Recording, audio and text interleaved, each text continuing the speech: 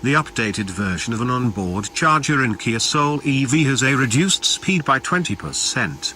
This causes the real speed of charging to drop from 6,1 kilowatts per hour to slow 4,9. But we have the working solution for you. Our dual-phase XLF EVSE will boost voltage and charge up to 5,5 kilowatts, with 2 phases balanced. At least halfway to your former charging speed and no more blown fuses.